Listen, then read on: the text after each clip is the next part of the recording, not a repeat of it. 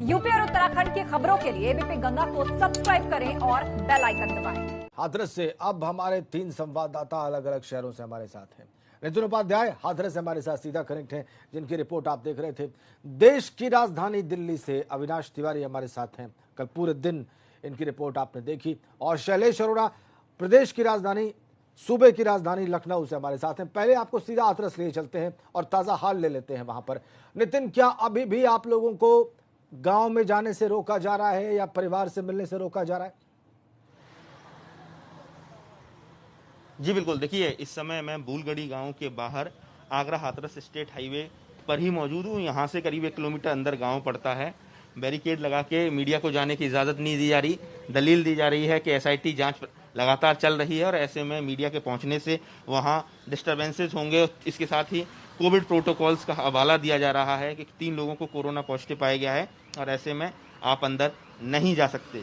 लेकिन एक चीज़ बड़ी महत्वपूर्ण ये है कि जिस तरीके से कल जो फिर से जो पीड़ित पिता है उसका बयान आया है, उन्होंने कहा है इस पूरे मामले की सीबीआई जांच होनी चाहिए, सुप्रीम कोर्ट के स्तर पर कोई बड़ी पहल होनी चाहिए। प्रशासन लगातार दबाव बना रहा है। तो कहीं ना कहीं 14 सितंबर जब से ये घटना हुई है और उसके बाद से लगातार जो हैंडलिंग रही है, एडमिनिस्ट्रेशन की रही हो या पुलिस प्रशासन की रही हो, वो कहीं ना कहीं लगातार सवालों के घेरे में है। कल जिलाधिकारी का जिस तरह से वीडियो वायरल होता है, वो कहते हैं कि आप अपनी विश्वसनीयता खो रहे हैं, आप लगातार बयान बदल रहे हैं। तो ये कहीं ना कहीं परिवार को थोड़ा डरा भी रहा है। लेकिन सबसे बड़ी बात क्या है, जिस तरह से मेडिकल रिपोर्ट में रेप की पुष्टि नहीं हुई, एफएसएल रिपोर्ट में रेप की पुष्टि नहीं हुई, पीएम रिपोर्ट में रेप की पुष्टि नहीं हुई, अब जो पुलिस की जो तफ्तीश है, एसआईटी की जो तफ्तीश है, वो सबसे ज़्यादा रहेगी। जो सबसे पहले जो बयान दिया गया था 14 तारीख को, जो पीड़ित माँ और जो मृतका जिसकी मौत हो गई है इस घटना के बाद, उसने ये कहा था कि किस तरीके से संदीप सिंह जो हत्यारोपी है, मुख्य हत्यारोपी है, उसने सबसे पहले गला दबाने का प्रयास किया, खेतों में घसीट कर वो ले गया। तो संदीप सिंह जो मेन एक्यूज्ड है, सबसे ज़्यादा पूरा दारोमदार इस पूरी जांच का उस पर टिका हुआ है कि उसके बयानों को पुलिस उससे दोबारा इंटेरोगेट करेगी और एसआईटी इस पर लगी हुई है। इसके साथ ही लगातार जो पीड़ित परिवार है उसने लगातार जिस तरह से बयान बदले हैं और उससे कहीं ना कहीं पूरी थ्योरी उलझ गई है और लगातार उसी के बाद राजनीति भी काफ़ी ज़्यादा देश में देखने को मिली है, प्रदर्शन देखने को मिले हैं। तो इस तरह से जो कॉन्ट्राडिक्टरी जो स्टेटमेंट लगातार दिए गए हैं उसको किस तरह से समअप करती है, किस तरह से एक जांच की एक थ्योरी गुत्थी बुनती है, इस चीज़ पर सबसे ज़्यादा फोकस रहने वाला है एसआईटी का। इसके साथ ही गाँव के जो तमाम अन्य लोग हैं, परिवार का क्या बैकग्राउंड रहा है। पहले इनका जो झगड़ा 2001 में हुआ था, जिसमें जो उनके जो इस समय जो मृतका की दादा की जो इस समय मौत भी हो गई है, उनका 2001 का झगड़ा किस कनेक्शन रहा, आपस में क्या संबंध रहे, लड़के और लड़की के बीच की तमाम चीजें ऐसी निकल कर आ रही हैं, लोग दबी जुबान उसको कह रहे हैं। इन सारी चीजों पर तफ्तीश, एसआईटी की तफ्तीश आगे बढ़ेगी। क्योंकि रेप की पुष्टि नहीं हुई है, सामूहिक दुष्कर्म की पुष्टि नहीं हुई है, तो ऐसे में अब चूंकि मेन जो मामला बन रहा है वो हत्या का बन रहा है या गैर इरादतन हत्या का मामला हो सकता है कि मारपीट की गई हो और उसके बाद उसकी ऐसी जगह चोट लगी है कि मौत हो गई। ठीक है, ये सारी आप कह रहे हैं कि एसआईटी जो है इस पर तफ्तीश की जा रही है। एफएसएल की रिपोर्ट आने के बाद और पीएम की रिपोर्ट आने के बाद, पोस्टमार्टम की रिपोर्ट आने के बाद और रेप की पुष्टि नहीं होने के बाद एसआईटी के जांच का जो दायरा है वो खास जगह फोकस हो गया। ठीक है, हम चलेंगे फिलहाल शैलेश के पास, लखनऊ। शैलेश, कल जो कुछ हुआ प्रदेश में, खासकर यहाँ पे नोएडा एक्सप्रेसवे पर, और जिस तरीके से मुख्यमंत्री की नाराजगी की बात सामने आई है तमाम अधिकारियों पर, उस बाबत क्या जानकारी है आपके पास?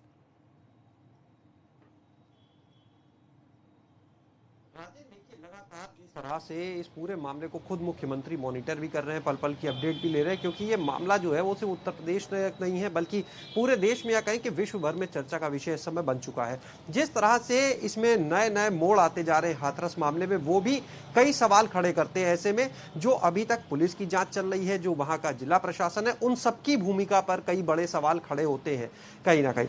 और एक चीज और यही वजह है कि विपक्षी जो है उनको भी लगातार इस पूरे मुद्दे को उठाने के लिए ये तफ्तीश अपने आप मौका दे रही है। जो सवाल हैं वो अपने आप विपक्ष को उठाने के लिए देने वाला कौन है? पुलिस प्रशासन, जिला प्रशासन जो है वहां का, वो खुद मौके दे रहा है। क्योंकि जिस तरह से एक तरफ एक पत्र पहले सामने आता है हाथरस में पीड़िता के पिता का कि उनकी अनुमति से सब हो रहा है, उसके बाद मुख्यमंत्री से वार्ता की बात आती है, सब कुछ होता है, उसके बाद अब उनका एक वीडियो सामने आ जाता है, अभी हमारे सहयोगी नितिन ने भी बताया। तो ये चीजें विपक्षियों को एक हथियार दे रही हैं, सरकार पर वार करने का कह सकते हैं। और उसी का नतीजा है कि कल की अगर बात करें तो पूरा दिन राजधानी लखनऊ में जगह जगह प्रदर्शन हुए। सपा हो, कांग्रेस हो, आम आदमी पार्टी हो या आम छात्र छात्राएं हो विश्वविद्यालयों में, सब जगह पर विरोध हुआ, धरना प्रदर्शन हुआ। मुख्यमंत्री आवास के सामने पूरा दिन भारी संख्या में पुलिस बल रहा, लेकिन उसके बावजूद बिना डरे वहां पर सपाई भी पहुंच जाते हैं, आम आदमी पार्टी के कार्यकर्ता भी पहुंच जाते हैं। हालात ये तक हो जाते हैं कि लखनऊ में जो विधानसभा मार्ग है उसको बंद करने की नौबत आ जाती है पूरा दिन। आज की बात करें तो आज गांधी जयंती है, ऐसे में जितने भी विपक्षी दल है उन्होंने रणनीति बनाई है जो विरोध की, वो शांतिपूर्वक तरीके से है। जैसे आम आदमी पार्टी जो है वो आज सभी प्रदेश की तहसीलों पर उपवास का कार्यक्रम करेगी। सपा की बात करें तो 2 घंटे का मौन व्रत रखने का उनका कार्यक्रम है। कांग्रेस की बात करें तो रामधुन के साथ वो भी अपना विरोध जताएंगे। तो अलग अलग विरोध जो हैं वो लगातार जारी हैं, और जब तक केस में सही तस्वीर सामने नहीं आती तब तक ये मानकर चलिए कि विपक्षियों पास मौका भी है, सरकार पर हमलावर भी है। ऐसे में कहीं ना कहीं जो अधिकारी हैं उन पर ये मानकर चलिए कि जिसकी भी कमी सामने आएगी, कई बड़े अधिकारियों पर भी इसमें कार्रवाई होना तय है। आज से कल तक अगले 1 से 2 दिन के अंदर या हाथरस से जुड़े कई लोगों पर बड़ी कार्रवाई भी इस मामले में की जा सकती है, जो सूत्र बता रहे हैं अभी शासन के। बहरहाल देखना होगा किस तरह की कार्रवाई होती है। अब आगे क्या मोड़ आता है, इस पिता का जो वीडियो सामने आया उसके बाद बहरहाल मुख्यमंत्री पल पल की अपडेट ले रहे हैं, अपर मुख्य सचिव इसकी जानकारी लगातार ले रहे हैं, डीजीपी से जानकारी ली जा रही है। ठीक है शैलेश, आप कह रहे हैं कि आज भी विरोध प्रदर्शन रहेगा लखनऊ में विरोधी दलों का, और मुख्यमंत्री लगातार मॉनिटर कर रहे हैं और कुछ अधिकारियों पर गाज गिर सकती है। दिल्ली चलते हैं अविनाश के पास। अविनाश, कल सारा फोकस दिल्ली और नोएडा बॉर्डर पे रहा। कल पूरे दिन हमारे दर्शकों ने देखा कि वहां पर क्या हंगामा मचा। अभी फिलहाल दिल्ली में खासकर राहुल गांधी और प्रियंका गांधी से जुड़ी कोई ताजा अपडेट आपके पास? देखिए राजेंद्र, अगर बताएं तो राहुल गांधी, प्रियंका गांधी दोनों अपने आवास पर हैं। दोनों ने कार्यकर्ताओं को संदेश दिया है कि किसी भी स्थिति में ये विरोध का जो स्वर है वो दबना नहीं चाहिए, विरोध लगातार जारी रहते रहना चाहिए। और इसीलिए प्रियंका गांधी ने आज कांग्रेस के जितने सारे कार्यकर्ता हैं उत्तर प्रदेश के अंदर, उनको भी आज भी प्रदर्शन के लिए कहा गया है। कहा गया है कि जब तक पीड़िता के पिता को उसके मनमाफिक जो है, जो मुख्यमंत्री से वार्ता हुई है उसमें उसके मनमाफिक उनको जब तक नहीं मिल जाता है, तब तक ये विरोध का स्वर चलते रहना चाहिए और पीड़िता को न्याय दिलाने तक ये विरोध चलता रहना चाहिए। और दूसरी ओर राजेंद्र, अगर बात करें तो सुप्रीम कोर्ट में भी अभी ये मामला पहुंच चुका है। एक सामाजिक कार्यकर्ता उसने याचिका लगाई है कि सीबीआई से जांच कराई जाए, इसके साथ साथ या तो एसआईटी बनाई जाए। वहीं अगर बात करें तो कल सुप्रीम कोर्ट में 42 महिला अधिवक्ताओं ने सुप्रीम कोर्ट के चीफ जस्टिस को खत लिखा है और कहा है कि इसमें तुरंत इंटरफियर करें, क्योंकि ये महिलाओं के सम्मान की बात है। और उत्तर प्रदेश में जिस तरीके से पुलिसिया कार्रवाई हुई, खासतौर से जो रात को पीड़िता के शव का अंतिम संस्कार किया गया, उससे काफी ज्यादा रोष है और उसमें तुरंत सीजीआई को इंटरवीन करने के लिए कहा गया है।